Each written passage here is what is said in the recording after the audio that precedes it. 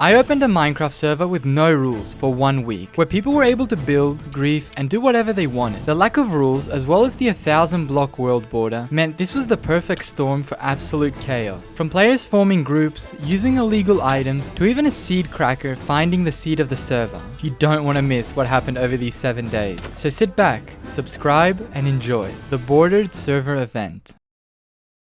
I log in a day before the server opens to add some secret items somewhere in the world for people to find. First, I go to one side of the world border and build a floating dirt hut. They'll see in the shulker box, there's actually just dead bushes. If anybody bothers to check, this furnace on the bottom right is gonna receive 64 enchanted golden apples. So whoever looks in this dirt hut is either gonna be very happy or they're gonna be very disappointed. Then on the other side, I make a furnace house and add an elytra in the bottom corner. Also, to make the elytra harder to get, I turn the ground into furnaces as well.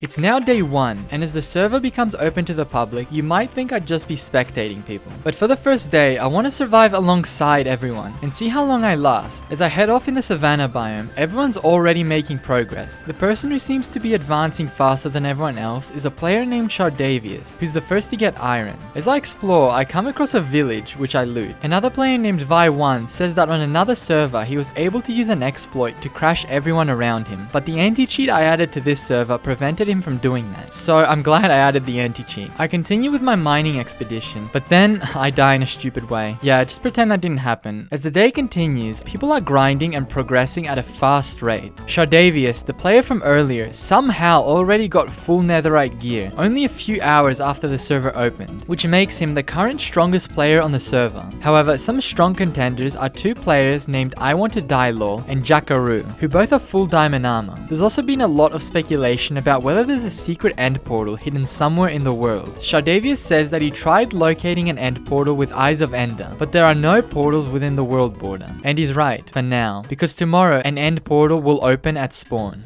Oh, someone found this. When I go to check on the Easter eggs, I realize they've both been found by one player. His name is I Want to Die Law, one of the people with full diamond armor. Since he now has the only elytra on the server and a stack of gapples, it makes him the strongest player. I also go into the end to add some more Easter eggs. For the first one, it's a bunch of furnaces on each end pillar, with every furnace having a knockback 50 sword. Next, I travel to the world border and world edit one of the outer end islands to be completely made of furnaces and find a maxed out kit with full netherite armor, and I hide it in one of the furnaces. And lastly, on top of the main end island, I add a secret furnace with an overpowered item inside of it. To make sure no one gets to the end portal before tomorrow, I turn the 25 layers of deep slate around the portal room into obsidian. Then I put some overpowered loot in the chest for whoever manages to get in the portal room first. I notice Epic is trying to dig towards the portal room, but once he discovers it's made of obsidian, he quickly leaves. I thought that was the end of it, but to my surprise, he comes back a few minutes later and somehow starts mining through the obsidian. It turns out he brought a milk bucket, which removed the mining fatigue from the Elder Guardian, allowing him to break through, which means he has access to all the overpowered loot, meaning he's now the 3rd strongest player on the server. Suddenly, I receive a message from a Discord user telling me to go to certain coordinates, and I find a room full of signs. Holy crap. Just want you to know that I love your channel. Ignore all the haters, and please put this in the video. You're one of my favorite YouTubers opening Minecraft server, and I really want to be in a video in my life. This is the perfect opportunity. Victim of mass bullying, so when I found your channel I was really happy. My dreams to be a big content creator myself. I have a YouTube channel of my own. It's called Skeletti07. Wow. Skeletti, I hope you do make it on YouTube. And don't let anyone put you down. And with that, day 1 comes to a close. Spawn has already become a wasteland, and people have made a lot of progress. But everyone's still wondering what new things would appear on the server tomorrow. Day 2 starts with the end portal finally being opened. The whole server is in a rush to get to the end, with people digging tunnels in the obsidian to find ways to the end portal. However, for those that have entered the end first, they're met with a surprise. Last night, I got some piglin overlord spawn eggs and spawned them all over the end island. These are piglin brutes with full max netherite armor and a totem of undying, making them incredibly hard to kill. Vi1, the suspicious person from yesterday, tries to warn everyone about the piglins, but a few other players have already entered the end spawned by that time. There are bad mobs here. People figured it out. Oh my god. While others deal with the piglins, a player named Lonesome Tango towers up to try and destroy the end crystals. This is when he discovers the furnaces with knockback 50 swords. A player named Mistborn tries to hide from the piglins in a hole underground, but the dragon still kills him. Meanwhile, Jackaroo is trying to break into the end portal room. Oh, he's actually breaking the obsidian. Oh my god. He looks like he hasn't discovered the main entrance, so he's digging through the obsidian. Now, something else about the end, which I didn't mention to anyone, was that I had secretly spawned a mob called Johnny the Immortal Butcher. If you want to know what this does, basically it's a Vindicator that's invincible and destroys everything in its path. But I had sealed it in a hole, so no one had discovered it yet. I debate on whether to release it, but I decide to keep waiting for now. When Jackaroo enters the end, he doesn't even care about the piglin overlords. He starts destroying the rest of the crystals until he finally realizes just how overpowered the piglins are, but he has a strategy to beat them by trapping them in 2-block holes. Vi 1 also makes his own trap for the piglins, which is just a bigger pit for them to fall into. It seems there's a temporary alliance between everyone in the end as they team up to beat the dragon, until finally Jackaroo gets the last hit. While everyone's celebrating, I secretly unleash Johnny from his underground hole, and now he's with the others on the island. Mistborn wants to get an elytra, so he starts heading for the gateway portal, but he forgot that the world borders only 1,000 blocks wide, so the gateway teleports him out of the map and he immediately dies. Looks like Jackaroo didn't notice the death message, because he does the exact same thing and dies as well. And not only him, even Lonesome Tango goes through the gateway portal as well. Suddenly, I notice Vi 1 starts heading for the gateway too. He enters and instantly dies as well. As for Johnny, he's somehow been trapped in Vi 1's piglin trap. I free him and he kills both me and Quaternary instantly.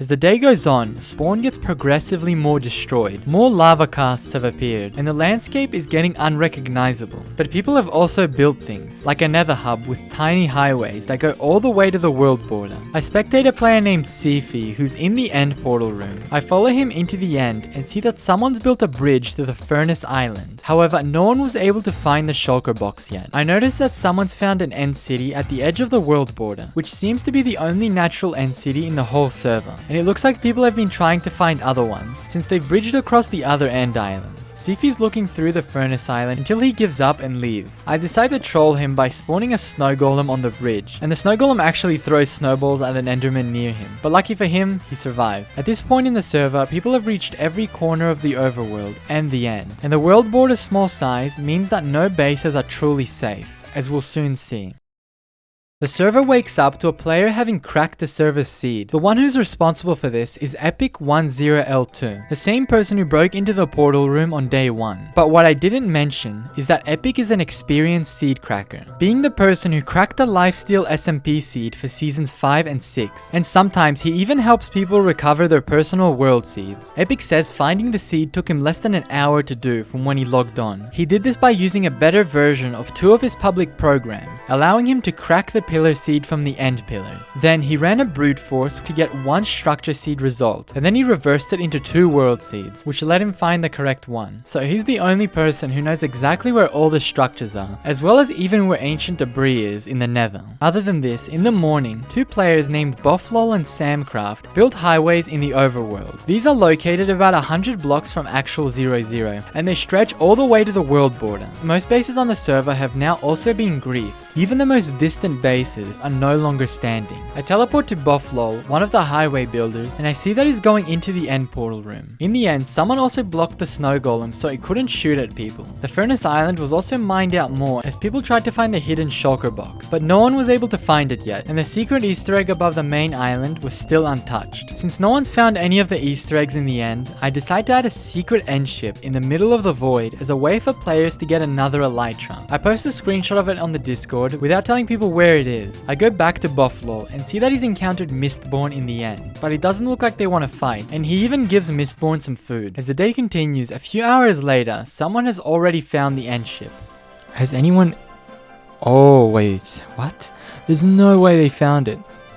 What the hell? Guys, what the hell? How did this happen? meaning there's a mysterious player with another elytra somewhere on the server, and someone else had also spawned a wither in the center of the highways, which was then killed by Shardavius. I go on the NBT hotbar and test out some special mobs. For some context, last year a Discord user named The Real Jesus gave me a saved hotbar full of special NBT items, which I'll be using to troll players throughout the days. So that's where the spawn eggs are from. One of them is an unarmed skeleton, so I spawn it next to a noob at spawn. I didn't intend for it to happen, but it kills him, and I feel bad. I then teleport to Lucky Vendor, and I spawn an unarmed skeleton near him. The skeleton follows Lucky Vendor into the end. He tries to run from it by escaping the portal, but then I spawn another skeleton to chase him in the overworld. I try out a mob from the hotbar called Technoblade Memorial, which spawns an overpowered mob called Technoblade, which I hide in the mountain for anyone to find, since I'm guessing he's overpowered, because obviously it's Techno. I also try out a peaceful pillager spawn egg. I teleport to Lucky Vendor and spawn one. Why is this pillager unarmed? Why was he not questioning that the skeleton was unarmed? Then I teleport to a player named Samir, who's building a sky base, and I troll him with a firecracker spawn egg. Whoa. What was going on there? When I teleport to Lucky Vendor again, I get an achievement, even though I'm in Vanish, which completely gives away that I'm online. So yeah, thanks Vanish. But either way, the day continues. However, little does anyone know that tomorrow, someone would find something so overpowered that it will change the whole server's dynamic.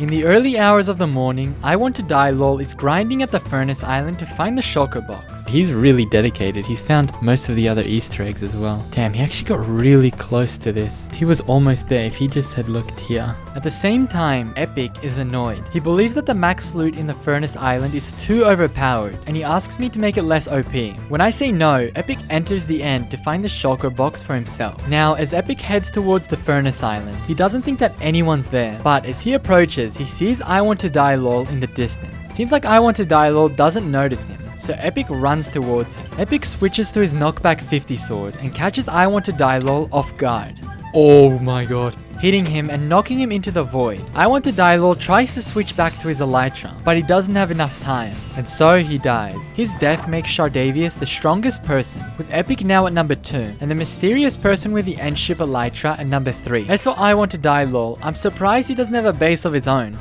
He's back at spawn? Oh my god, why is he back at spawn? I thought he had a base. Because of his elytra, he was used to traveling from place to place, but now he has to restart all over again. I decide to do a little trolling around the server. I teleport to Wardfish, who's built his base on the ruins of the village I came across on day 1, and I accidentally spawn a normal illusioner on him rather than a peaceful one. And since it almost kills him, I give him an enchanted gapple as a sorry. I teleport to Samir, who's expanding his sky base and making a lava cast, and I also spawn a friendly dwarf I found in the hotbar, but I realize it's not actually friendly, and it's invincible, so I help him kill it. Everyone else is doing their own thing and minding their business. However, one player named Damduck is just mining in the end. If you don't know who Damduck is, he's a famous Minecraft seed finder. For context, he's the person that found the loneliest block ever in Minecraft on this seed, as well as some other crazy seeds. I'm a bit confused as to why he's mining endstone, but little did I know that he's planning something. Damduck and Epic are having a meeting in the end. Seems like they formed an alliance. Epic celebrates his win against I Want to Die. I continue trolling people. Suddenly, Damduck says in chat, "Rovent, I'm onto you." Keep in mind, I'm in Vanish mode, so no one on the server should know I'm online. I teleport to him and see that he's been collecting materials from the overworld and is heading back into the end. As I follow him, I finally realize that he's been towering up this whole time towards the secret Easter egg above the end island.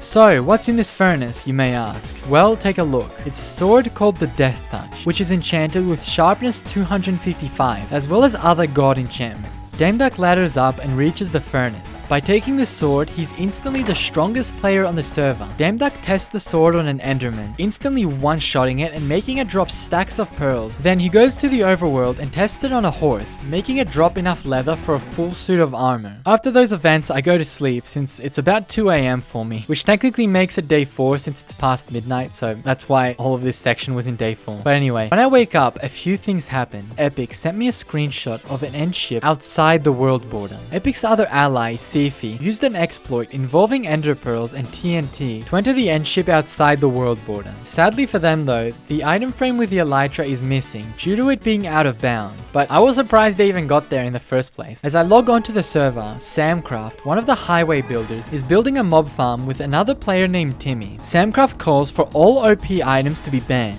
Timmy asks him what he means by OP items, and Samcraft says the sharpness 255 sword. It turns out that in the early hours of the morning, Damduck started testing the sword on other players, with Samcraft being one of the victims. Damduck even recorded the footage of him hunting Samcraft down. Apparently, Damduck even accidentally killed Epic with Killora, and it wasn't long before word of the death touch got around the server. Samcraft says he wants to kill all OP players, but Timmy says they've got much bigger problems, since everyone on the server has been starving due to the destruction of farms and the extinction of most wildlife. Timmy says he's going to set up a chicken farm. I check on the Furnace Island in the end to see if anyone's finally found the shulker box. And someone did. This means that someone on the server has some very overpowered loot, and even an elytra, making them the second strongest after Damduck. Back at spawn, Samcraft has rebuilt the destroyed highway center, and he and Timmy built a memorial for Technoblade, after Techno was brought down from the mountains by Shardavius. Samcraft suggests it would be a good idea to get everyone on the last day of the server and fight to the death in an arena. I say that's a good idea, and I make an announcement on the Discord to let everyone know so they can prepare. Samcraft also wants to post some propaganda to the Discord to scare anyone from trying to attack him, so I give him a full set of netherite armor to take a screenshot and post it to the chat. But a player with real netherite armor is approaching Sam's base. At first, I think Shardavius is just wearing his normal netherite armor, but I quickly realize this is the armor from the Furnace Island. Shardavius confirms that he found the Easter egg, which only took him 40 minutes, while others were searching for days. At first, it looks like it could be a confrontation between Shardavius and Samcraft, but it seems they're allies. Shardavius asks if there's really a sharpness 255 sword in existence. I confirm that it does exist, but I don't reveal who has it. Speaking of Easter eggs, the old furnace area at the world border was also completely mined out, probably from someone thinking there was another secret item they could find. Shardavius is also planning on starting his own faction to combat the threat of the OP sword. Shardavius sets up an enchantment table for Samcraft to help him upgrade his gear, and he tells Samcraft that he can be his second in command. As for the next and final Easter egg of the server, I find a small cove between a jungle and a forest, and hide some knockback 50 swords for people to find. Meanwhile, a player called Cybergoat asks me for food, and I tell him that Samcraft has food. Samcraft says that he's not giving any food to Cybergoat, because Cybergoat stole his stuff earlier. Cybergoat says he didn't steal, he just reallocated it. I also add some totems to the cove, and then I post a hint to the Discord for anyone to try and find it. Suddenly, Cybergoat says he needs to know if the sharpness 255 sword is still around, because he wants it for his taxes. Something I notice is both Samcraft and Samir's bases are right next to each other, but neither knows the other is there. If you stand in the middle, you can literally see both of them. Cybergoat is now back in his own base. His base is built around a double spawner, and features a farm as well as a horse. Cybergoat is checking up on his diamond block reserves under his horse. Cybergoat reveals that it was his friend who found the secret end ship by random chance, which is impressive since it was in the middle of nowhere. Suddenly, Cybergoat asks Samcraft, "So that mob farm of yours is in the desert, right?" Samcraft lies and says no, that it's in a tundra. Cybergoat then asks if Samcraft regrets sending that propaganda in the Discord chat. This means that Cybergoat is now on his way to grief Samcraft's base, and even Samir's base is now unsafe due to its proximity. Cybergoat looks for Samcraft's base while burning down a forest as he runs, with 15 flint and steel in his inventory. As Cybergoat leaves his trail of destruction, he passes right over the secret cove and doesn't even notice the items. Suddenly, Shardavius flies in with his elytra and lands straight into the cove. Cybergoat also brags to Samcraft that he stole, aka reallocated, all his iron earlier as well. He takes all the knockback 50 swords and looks around, but he completely misses the totems. Shardavius follows the burned trees and finds Cybergoat. They stare at each other for a moment, then Shardavius jumps down to strike with his mace, but Cybergoat logs out just in time. Shardavius tells Samcraft that should keep Cybergoat out of his hair for a while. As Shardavius is distracted, Cybergoat quickly rejoins and starts running, but he doesn't get far because Shardavius has an elytra. Shardavius drops out of the sky and almost one-shot kills him, but he misses his shot, and Cybergoat logs out again. Shardavius is annoyed at himself for missing the kill twice, but he decides to let it go. As the day ends, Cybergoat logs in again and burns down the jungle at spawn, while he looks for Samcraft's base. Meanwhile, everyone else is more concerned about the death touch, which is wreaking havoc on the server. The next day, players are greeted with destruction. Both Samcraft's mob farm and Samir's skybase were griefed by Cybergoat. Oh my god, Cybergoat just does not let anything slide. And yeah, mob farm completely ruined. I swear, this guy is such a villain. However, at least Timmy's chicken farm has survived at spawn. Everyone's on edge today, because from their point of view, no one knows what was inside any of the Easter eggs. And with so many rumors about various OP items floating around, some of which don't even exist, it means that encounters between players are tense. Damduck has found Cybergoat's secret base and loots his diamond reserves and leaves a sign for him. Wordfish is at the landmark that used to have a diamond block, which is gone now. I spawn a camel behind him to confuse him. Oh my god, I was not in Vanish. Lucky I went into Vanish. Then I go to a player named Gentlest Meme and I spawn a camel behind him. I go back to Damduck and spawn a camel behind him as well. And he's the first to say something about it in chat. Others say they saw camels as well. I think that happened to me too. Must have been the wind. Keep in mind, I'm in Vanish mode, so no one knows I'm online. Then I teleport back to Wardfish and I make sure to spawn a camel in his base as well. This is gonna be so dumb. He hasn't even noticed yet. Oh, he's got a secret chest? That's smart. It's like in the ruins of a base. He just noticed it. No, but this base is actually smart. It's made it like in the ruins of a village, so no one would even think to come here.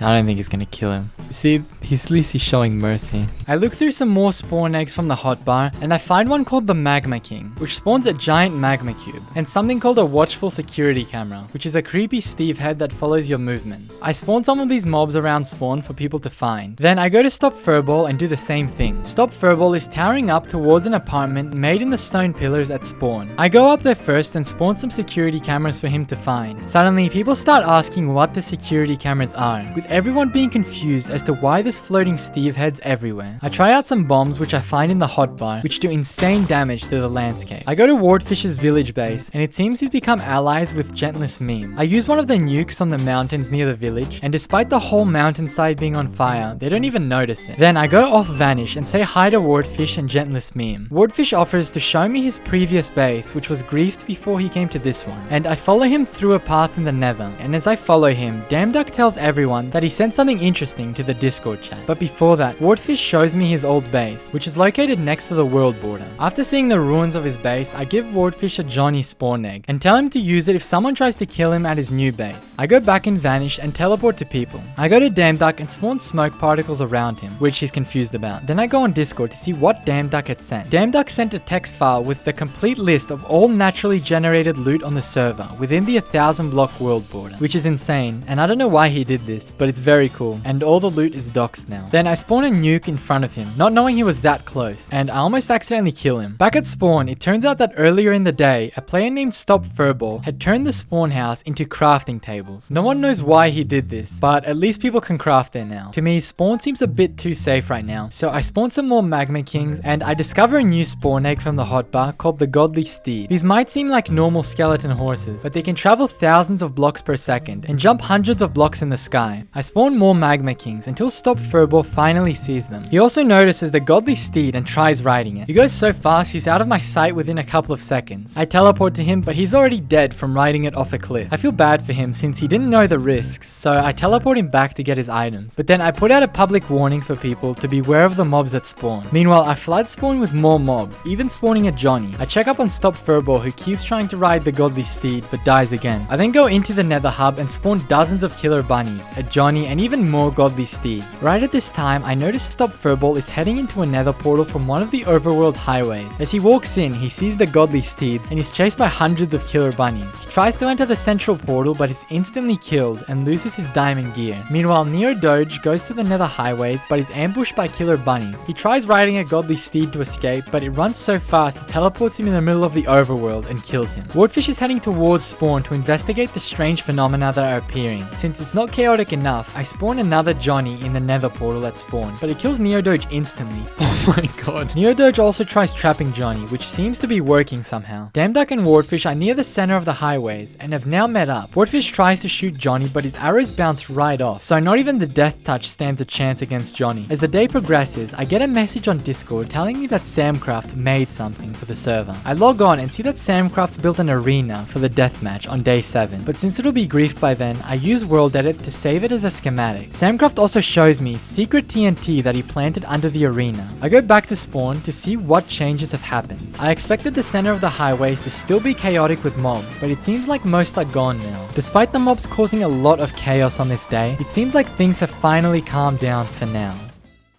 The next morning, the arena has been griefed, which isn't surprising at all. The entrance closed, use other side. So gone. This is so gone. Oh my god. No one knows who was behind the grief, as no one would admit to it, but the official story is that it was Pop Bob, as he left a sign, so maybe FitMC can explain the lore of what happened here. But overnight, apparently everyone on the server was trying to master the godly steeds, with people constantly dying. I don't know why people kept trying to ride them, but it seemed like there was something appealing about them. But there was only one person who managed to master the steeds, and that was Samcraft. He sent a video on the Discord of him managing to ride one across the world. And sorry for the blurry footage, but as you can see, he got the hang of it. But anyway, people are preparing for the deathmatch tomorrow, and whoever will win will receive the event winner role on the Discord server.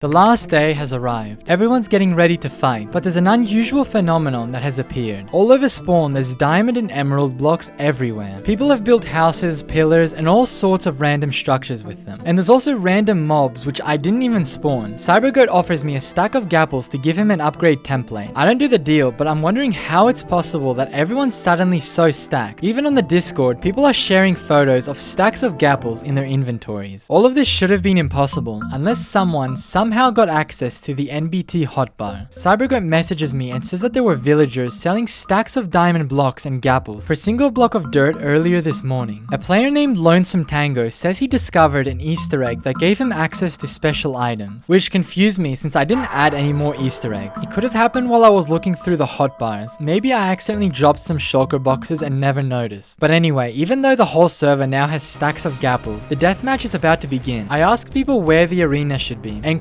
Coordinary suggests in the end. Speaking of Damduck, you may think he'll instantly win because of the death touch, but let's rewind back a day. In the early hours of day 6, Damduck decided to destroy the death touch. He claimed it was too powerful for one person to wield that much power on the server, and would be bad if it got into the wrong hands. And he also must have felt the pressure of everyone in the server wanting the sword for themselves. That aside, I teleport everyone to the deathmatch arena. Unbeknownst to me, a team has formed between 3 players, Mistborn, McBeasius, and CyberGoat, called the Orphan Obliterators. Guys, what's our team name? Wasn't it like the Orphan Obliterators or something? Yes, that's our team name, the Orphan Obliterators. Good name. Their only goal is for one of their own members to win the deathmatch, and they've been preparing at Wardfish's base the entire time. Meanwhile, everyone else is fighting on their own, giving them a huge disadvantage. But since the strongest players couldn't make it to the deathmatch, everyone's on a similar level when it comes to gear. Bro, what is Damduck doing? Damduck hastily makes diamond armor since he died with his previous set. Then I count down from 10. 3, 2, 1. The deathmatch has begun, and whoever gets the most kills will win. Damduck is the first to be killed by Quaternary, as he was the only person without gapples, and it seems like Quaternary is the strongest person in terms of gear right now, with netherite leggings. As for the Orphan Obliterators, each member takes on a different player. Mistborn fights with Lonesome Tango, CyberGoat is fighting Stop Furball, and McBeasius takes on Quaternary. However, McBeasius quickly realizes that Quaternary is too strong, and goes to beat Lonesome Tango. Stop Furball starts sniping people from a distance while everyone fights. Mistborn switches to fighting Lonesome Tango again, and finally kills him. Oh, Lonesome Tango was killed. Lonesome Tango was killed. Quaternary and Mistborn are now tied at 1 kill each. McBeasius gets chased by Quaternary while Mistborn and CyberGoat team up on Stop Furball until he's finally killed by Mistborn. And then it's the entire Orphan Obliterators versus Quaternary, who dies to Mistborn as well. Oh my god, Mistborn is just killing everybody. But, surprisingly, the team turns on each other. CyberGoat kills McBeasius, and now it's a fight between him and Mistborn. Mistborn secretly brought beds to the end, and the explosion also ignites the secret TNT under the arena. I bring back everyone else to spectate the final duel between them. Finally, CyberGoat ends up killing Mistborn, and even though CyberGoat defeats him, Mistborn is still the official winner of the challenge, with 3 kills. Afterwards, we all take some screenshots, and then I spawn some withers while the chaos comes to a close. And if you want to be in a future event, join my Discord server in the description.